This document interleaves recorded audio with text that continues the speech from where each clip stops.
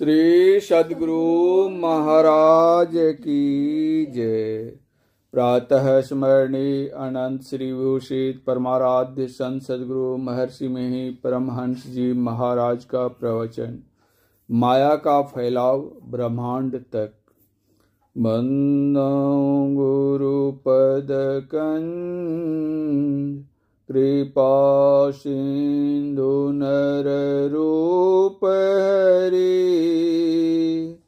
महामोह तम पुंज जासु वचन रवि करनिक।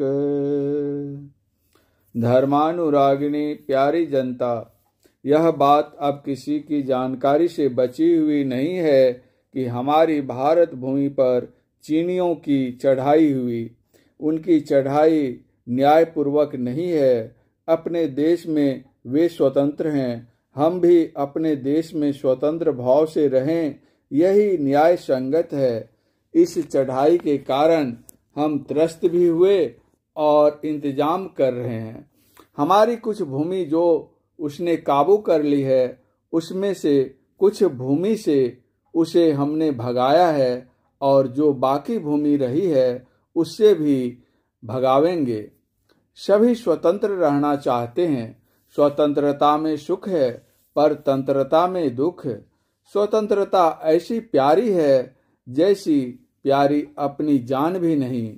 इसलिए हमारे करोड़ों प्राणी स्वतंत्रता की रक्षा के हेतु प्राण लेकर खड़े हैं। यह देश की बात हुई। मान लिया कि उस आक्रमणकारी को हमने खदेड़ दिया, वह भाग गया, हम स्वतंत्र हो गए, कोई चिंता नहीं। ऐसा पुरुषार्थ कर लें जिससे स्वतंत्रता में बाधा न आवे, स्वतंत्र रहें। तो क्या इतना होने पर भी हम पूर्ण स्वतंत्र हैं? संसार के लिए ही कहा जाए तो हमको शंका रहती है कि दूसरा देश हमारे देश पर धावा न बोल दे। यह स्वतंत्रता में धक्का है।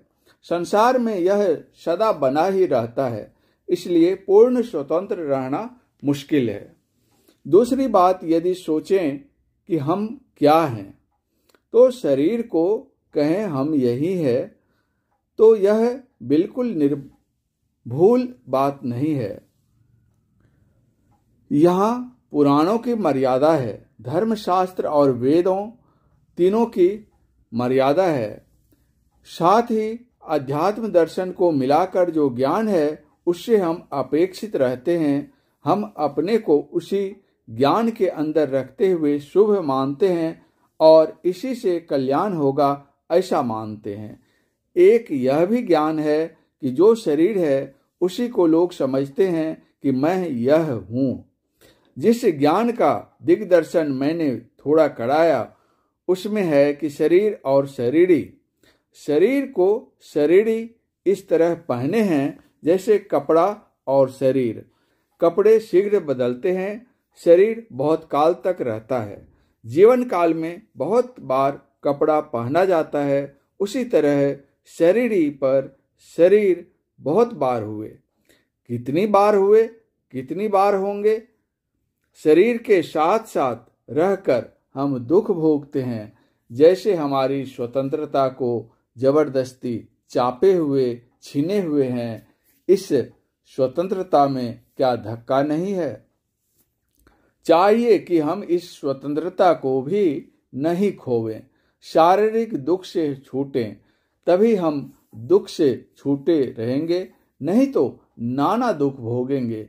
संसार में आदर, हुकूमत, धन, विद्या बहुत हो, किंतु निजी स्वतंत्रता इनमें रहकर कोई नहीं प्राप्त कर सकता। हमारी यह जो निजी स्वतंत्रता है वह है आध्यात्मिक स्वतंत्रता। इस पर किसी शक्ति का ऐसा चापन है कि हम हटाने में असमर्थ हैं। यह चापन किसका है? माया का। रामचरितमानस में है, व्यापी रहे संसार मह, माया कटक प्रचंड, सेनापति कामादि भट्ट, दंभ कपट पाखंड। चीनी तो दूर है, लेकिन माया के सभी विकार अपने अंदर हैं। माया का कटक फौज सेना बहुत प्रचंड है। यह तमाम संसार में व्याप्त है। काम क्रोध इसके सेनापति और दंभ कपट पाखंड आदि योद्धा हैं। इनके भोगाए भोग लोग भोगते हैं। इन भोगों में पड़कर कष्ट पाते हैं अनेक जन्मों से। क्या इसका कोई उपाय नहीं है कि इनसे छूटा जाए? सर्वसाधारण के पास इसका उत्तर नहीं है। आध्यात्मिकता के लोगों को मालूम है, जो महापुरुष लोग हुए हैं, जो अत्यंत उज्जवल चरित्रधारी मुनि लोग हुए हैं, संत लोग हुए हैं, ऐसे गुरु हुए हैं जो सद्गुरु हुए हैं, उन्होंने कहा कि मत सोचो कि आध्यात्मिक स्वतंत्रता के लिए मत नहीं, उपाय नहीं है अवश्य है। पहली बात यह है कि माया की प्रबल सेना जो तुमको दबोचे रहती है, उससे बचने के लिए, छुटकारा पाने के लिए ऐसे की शरण लो जो माया को अपने वश में सब तरह से रखता है। वह कौन है? उस मायापति को ही ईश्वर परमात्मा कहते हैं। उनकी शरण में अपने को बनाओ। शरण में बनाने का मतलब है कि उनका भजन करो। शरण में जाना क्या है? पहला मुगल बादशाह बाबर था, उसका बेटा हुमायूं था। शेर खां से वह भगाया गया। वह ईरान के शाह की शरण गया और वहां से उसकी सहायता ले फिर अपनी स्वतंत्रता को पाया। इसी तरह शरण लो, जिधर जाने से परमात्मा का प्रत्यक्ष दर्शन होता है। संतों ने समझाया है कि पहले समझो कि ईश्वर क्या है, कहाँ रहता है, वहां तक इस पैर से जाओगे व किस तरह उसका दर्शन स्वशरीर पा सकते हो व कैसे। यह इसलिए कि माया के दबोचे में जो हम पड़ गए हैं, उससे बाहर निकलना चाहिए। इसके लिए पहली बात है कि हम उनकी शरण लें। ईश्वर के लिए समझना भी साधारण बात नहीं। हमारे घरों में जो शब्द ईश्वर के लिए परंपरा से चला आता है, उसी को पकड़कर हम चलते हैं। जैसे किसी घर में राम राम, किसी में शिव शिव, किसी में वाहेगुरु, किसी में माई आदि कहते हैं, इस तरह हम लोग विश्वास करते हैं कि एक ईश्वर कोई है जिनके ये नाम है, लेकिन इतने से ही पूर्ण विश्वास नहीं होता। अध्यात्म शास्त्र की जरूरत होती है। अध्यात्म शास्त्र भी सरल नहीं है। आवश्यकता है सत्संग में जाने की, जहां जाकर ईश्वर का बोध हो। ईश्वर को पुकारने वाले जितने हैं, उनको ऐसा विश्वास नहीं है कि ईश्वर कभी नहीं थे, कभी नहीं रहेंगे। ईश्वर के संबंध में जो विश्वास दिलाते हैं, वे कहते हैं कि परम प्राचीन जो है वही ईश्वर है, वह सदा सर्वदा है ही है। इतना ही नहीं, यहाँ है और वहाँ नहीं, ऐसा भी नहीं। यहाँ कुछ विशेष रूप से है, वहाँ कुछ कम रूप से, ऐसा नहीं। सदा सर्वदा सब स्थानों में समान भाव से है। जो सबसे आदि का है, उसके अतिरिक्त कोई स्थान बच नहीं सकता है। ऐसा स्थान बताने योग्य नहीं जहां वह नहीं। देश काल माया में होता है, माया से परे ईश्वर है। देश के विस्तार होने पर यहाँ और वहाँ कहा जाता है, देश के विस्तार होने पर भी वह सर्वत्र है। व्यापक व्याप्य अखंड अनंता, अखिल अमोघ शक्ति भगवंता। संसार में पदार्थों को हम आदि अंत सहित देखते हैं, इंद्रियों से देखते हैं, लेकिन जिसका आदि अंत नहीं, उसको बाह्य इंद्रियों से और बुद्धि से भी हम नहीं पहचानते। सबसे प्रथम का ही हो सकता है, दूसरा नहीं।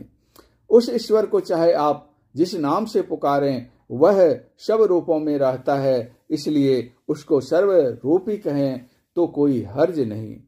गोस्वामी तुलसीदास जी ने कहा है, अचर चर रूप हरि सर्वगत सर्वदा वशत। तब श्री राम, श्री कृष्ण, शिव सब रूप उन्हीं के हैं। यदि अनेक शरीर के कारण अनेक ईश्वर मानो तो बड़ी गलती होगी। ईश्वर एक ही है, अधिक कभी नहीं।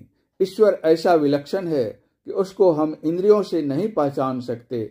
ईश्वर इंद्रिय ज्ञान में नहीं है, आदि अंत रहित है, इंद्रिय ज्ञान में आने योग्य नहीं है, इसलिए बाहर संसार में हम कहीं उसको पहचान लेंगे तो संभव नहीं होगा।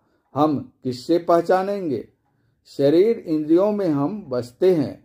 शरीर इंद्रियों से भिन्न पदार्थ हम स्वयं इनमें रहते हैं। हम अपने को भी नहीं पहचानते। आंख के द्वारा हम अपने को नहीं देखते, हाथ से नहीं पकड़ते। जो शरीर में रहकर इंद्रिय ज्ञान से पड़े है वही अध्यात्म है। इस शरीर में चेतन आत्मा नहीं हो तो किसी इंद्रिय को ज्ञान नहीं हो। चेतन आत्मा के कारण ही इंद्रियों को अपना अपना ज्ञान होता है। तब केवल चेतन आत्मा का अपना निजी ज्ञान भी है।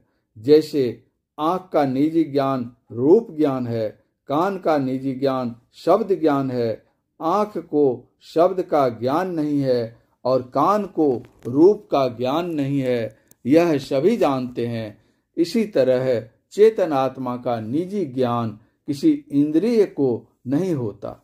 जैसे लालटेन के अंदर टेम जलता है, उस पर हरा शीशा लगाने से उससे हरा प्रकाश फैलता है, लाल शीशा होने से लाल प्रकाश फैलता है, वह निज टेम का प्रकाश नहीं होता। उसी तरह इंद्रियों के संग में जैसा ज्ञान होना चाहिए सो होता है और उस चेतन आत्मा का ज्ञान भिन्न है।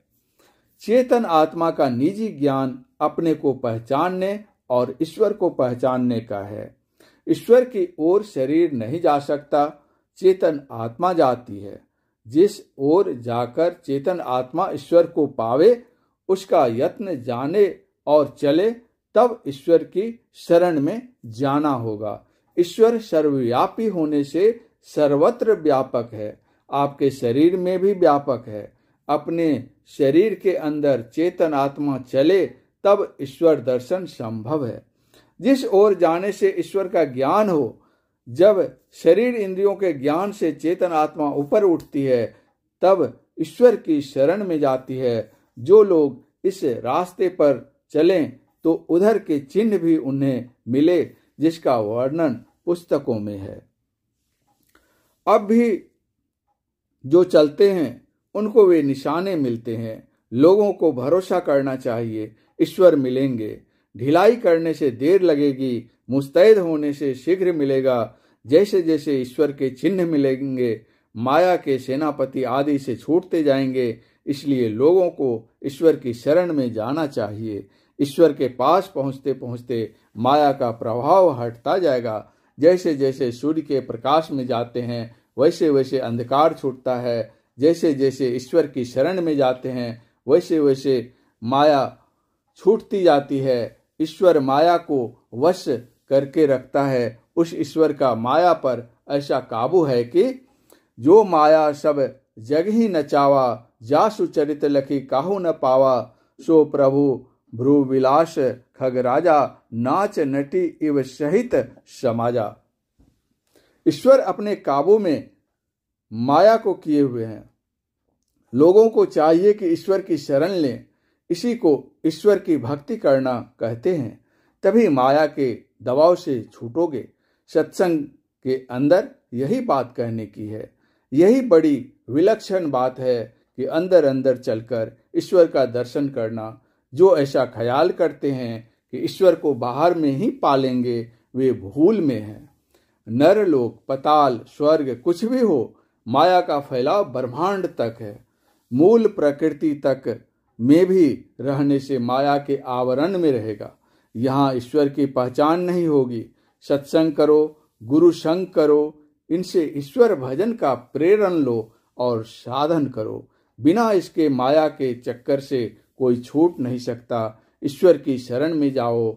अंदर अंदर जाने से इंद्रियों का संग छूटता है। जैसे स्वप्न में जाने से बाहर के ज्ञान से छूटता है। जागृत, स्वप्न, सुषुप्ति, इन तीन अवस्थाओं से परे जाना है। गोस्वामी तुलसीदास जी महाराज ने कहा है, तीन अवस्था तजहु भजहु भगवंत। वेद, उपनिषद, संतों की वाणियां सभी में यह कहा गया है कि अपने अंदर अंदर चलो। परमाराध्य गुरुदेव का यह प्रवचन संथाल परगना जिला वार्षिक अधिवेशन के अवसर पर ग्राम जमनी पहाड़पुर में दिनांक 12/1/1963 ईस्वी के सत्संग में हुआ था। श्री सद्गुरु महाराज की जय।